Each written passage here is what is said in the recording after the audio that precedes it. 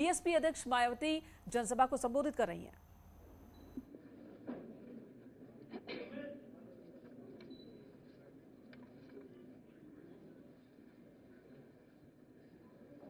शुरू करें भाई।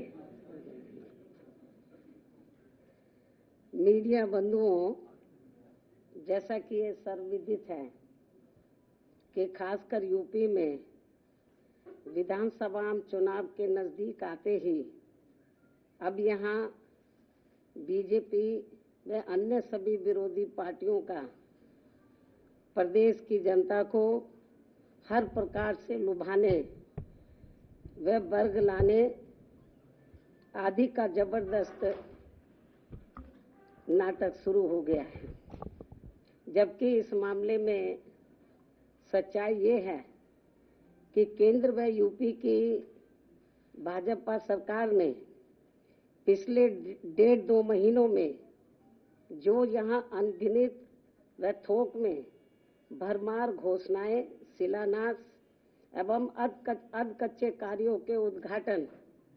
व लोकार्पण आदि किए हैं, तो इनका ये सिलसिला ऐसा लगता है कि इलेक्शन घोषित होने तक ये लगातार जारी रहेगा।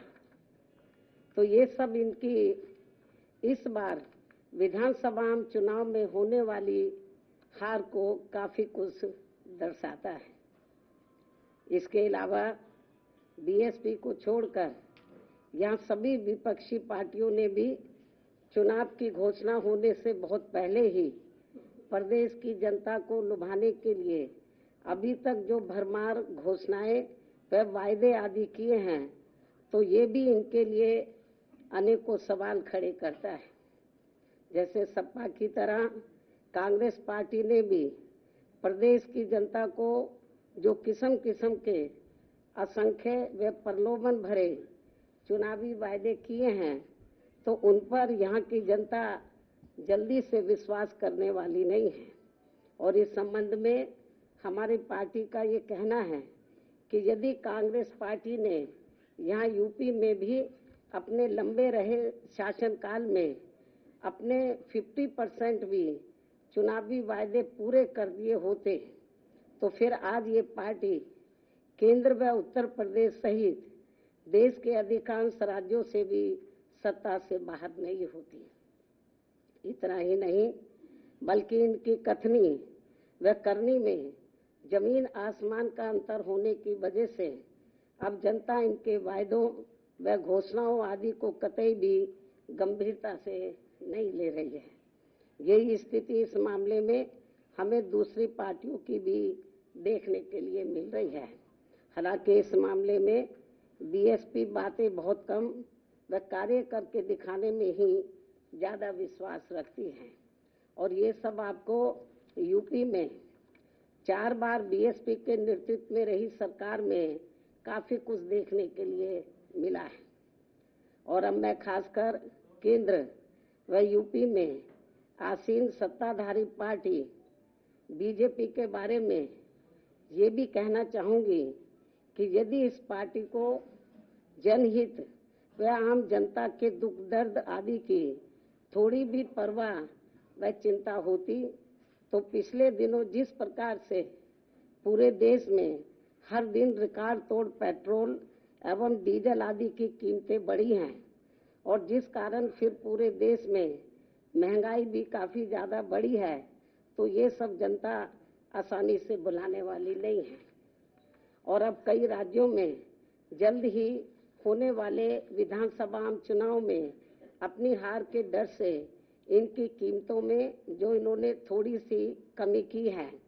तो इसकी भी भरपाई ये पार्टी चुनाव के बाद ब्याज सहित जनता से जरूर वसूल कर लेगी। इसे भी जनता को जरूर ध्यान में रखकर चलना चाहिए। इसी प्रकार यूपी में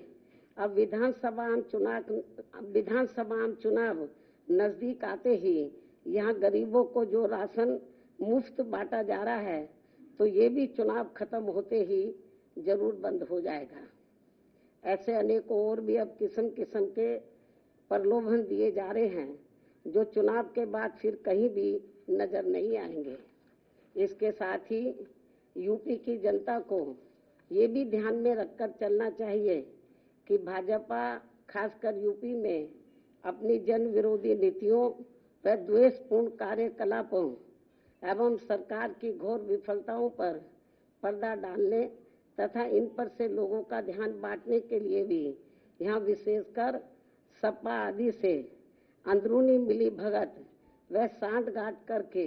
जिन्ना व अयोध्या पुलिस फायरिंग जैसे अनेकों और नए नए गढ़े हुए सांप्रदायिक व धार्मिक मुद्दों को उठाने का भी पूरा प्रयास कर रही है ताकि ये जो चुनाव है हिंदू मुस्लिम हो जाए। ये इन दोनों पार्टियों का अंदर ये प्रयास चल रहा है, जो स्वाभाविक तौर पर ये सपा व भाजपा आदि को आपसी लाभ पहुंचाने की नीयत से इनकी स्वार्थ की राजनीति को पुनः उजागर करता है। हालांकि जनता अब इनसे काफी सजग भी है। साथ ही बीएसपी को ये पूरी उम्मीद भी है कि अब प्रदेश की जनता इनके इस प्रकार के किसी भी षड्यंत्र का शिकार होने वाली नहीं है। वैसे ये बात भी सर्वविदित है कि सपा व भाजपा की राजनीति हमेशा एक दूसरे के पोषक व पूरक रही है और इन दोनों पार्टियों की सोच जातिवादी एवं सांप्रदायिक होने के कारण इनका अस्तित्व एक दूसरे पर ही आधारित रहा है। इसी कारण जब सपा सत्ता में होती है तो भाजपा मजबूत होती है और जब बीएसपी सत्ता में रहती है तो भाजपा कमजोर होती है। ये भी सोचने की बात है। इतना ही नहीं बल्कि प्रदेश में कुछ ही समय के बाद होने वाले विधानसभा चुनाव से पहले यहाँ भाजपा द्वारा विधानसभा की 403 सीटों में से 300 व सपा द्वारा 400 सीटें जीतने की जो बात कही जा रही है, तो ऐसे में इनका ये दावा इतना अधिक बचकाना व हवाई है कि इनकी इच्छा पूर्ति के लिए फिर तो यहाँ विधानसभा की सीटों की संख्या बढ़ाकर चुनाव आयोग को लगभग 1000 ही कर देनी चाहिए। खैर, चुनावी दावों व वादों पर यहाँ अपने देश में ना तो कोई टैक्स लगता है और ना ही उसके लिए किसी खास निष्ठा व ईमानदारी की जरूरत ही होती है। इसलिए आने वाले वक्त में पूरी तरह से स्वतंत्र व निष्पक्ष चुनाव ही ये बताएगा कि किसमें कितना है दम। इसके साथ ही यहाँ मैं ये भी याद दिलाना चाहती हूँ कि कोरोना काल में कोरोना पीड़ितों व बाढ़ के समय में बाढ़ पीड़ितों आदि की भी मदद करने के मामले में बीएसपी ने हमेशा सबसे पहले इसकी पहल की है और जहाँ हमारे लोगों ने अपने अपने आर्थिक सामर्थ्य के हिसाब से बिना ढिंढोरा पीटे हुए यहाँ अति गरीबों व जरूरतमंदों आदि की लगातार मदद की है। वैसे भी हमारी पार्टी की अपनी सीमाएं हैं, क्योंकि बीएसपी अभी ना तो सरकार में है और ना ही दूसरी पार्टियों की तरह पूंजीपतियों व धन्ना सेठों आदि के धन बल पर चलने वाली पार्टी है। जिनसे भी ये सरकारें इनका राष्ट्र धर्म नहीं निभा पाई हैं तथा वे आपदा में भी अवसर प्राप्त करके अपनी तिजोरी को ही अधिक भरते रहे हैं। ऐसी पार्टी व सरकारों से क्या जनता उनसे इसका हिसाब किताब नहीं करेगी? यानी कि जरूर करेगी। इसी प्रकार केवल आम जनता ही नहीं बल्कि देश की अर्थव्यवस्था की रीढ़ अर्थात संपूर्ण किसान समाज भी केंद्र सरकार की अहंकारी वादा खिलाफी एवं निरंकुश आदि व्यवहार से काफी ज्यादा गुस्से में है तथा आक्रोशित भी है। इतना ही नहीं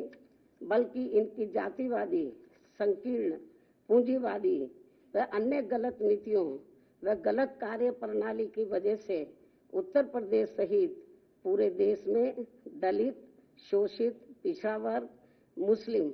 व अन्य धार्मिक अल्पसंख्यक समाज के लोगों के साथ साथ सर्व समाज में से खासकर गरीब, मजदूर, बेरोजगार, छोटे व्यापारी, कर्मचारी एवं अन्य मेहनतकश लोग भी अपनी विभिन्न समस्याओं को लेकर काफी ज्यादा दुखी व परेशान भी हैं। कोरोना काल में तो इनकी हालत और भी ज्यादा खराब हो गई है। ये सब किसी से छिपा नहीं है। और अब मैं आप लोगों को अपनी पार्टी के बारे में भी ये बताना चाहती हूँ कि मैंने पिछले महीने 9 अक्टूबर को मान्यवर श्री कांशीराम जी की पुण्यतिथि के मौके पर अपनी पार्टी के लोगों को अति महत्वपूर्ण कार्य ये दिया था कि यूपी की हर विधानसभा की सीट में पार्टी द्वारा गठित की गई सभी पोलिंग बूथों की कमेटियों की दिनांक 21 अक्टूबर से समीक्षा की जाएगी तथा चुनाव को खास ध्यान में रखकर उन्हें कैडर भी दिया जाएगा। जो ये कार्य पूरे प्रदेश में काफी युद्ध स्तर पर चल रहा है। दूसरा, जिनके अभी तक वोट नहीं बने हैं तो उनके चुनाव आयोग द्वारा दिए गए नियमों के मुताबिक चलकर सभी बन जाने चाहिए। ये भी कार्य इस समय काफी तेजी से चल रहा है। इसके अलावा आप लोगों को ये भी मालूम है कि बीएसपी दूसरी पार्टियों की तरह चुनाव होने के नजदीक एक एक सीट पर कई टिकटार्थियों के जरिए भीड़ इकट्ठा करके अपनी हवाई ताकत दिखाने में नहीं बल्कि जमीनी स्तर पर पार्टी के जनाधार को बढ़ाने में ही ज्यादा विश्वास रखती है। साथ ही मेरे सरकार में रहते हुए भी चुनाव के नजदीक वर्तमान मुख्यमंत्री की तरह जिले जिले में जाकर हवाई सरकारी घोषणाएं, शिलान्यास व अधकच्चे कार्यों के उद्घाटन आदि नहीं करती है तथा न ही उनकी आड़ में आधे से ज्यादा सरकारी कर्मचारियों की भीड़ इकट्ठा करके अपनी राजनीतिक सभाएं करती हैं, बल्कि जरूरत महसूस होने पर स्टेट लेवल का एक आदि बड़ा प्रोग्राम करके लोगों को चुनाव की तैयारी में ही लगा देती है, जिसकी मैं बीच बीच में लखनऊ में खुद ही समीक्षा करती हूँ तथा पार्टी के वरिष्ठ लोगों से विचार विमर्श करके उम्मीदवार आदि भी तय करती हूँ। इसके साथ ही यहाँ मैं ये भी कहना जरूरी समझती हूँ कि अब पूर्वांचल एक्सप्रेसवे तथा कुशीनगर व जेवर हवाई अड्डा आदि बनाने का जो वर्तमान भाजपा सरकार इसका खुद पूरा श्रेय ले रही है तो ये सही नहीं है, जबकि इन तीनों कार्यों की व अन्य सभी एक्सप्रेसवे। यहाँ रुकेंगे एक छोटे से ब्रेक के लिए। खबरों का सिलसिला जारी है। आप देख रहे हैं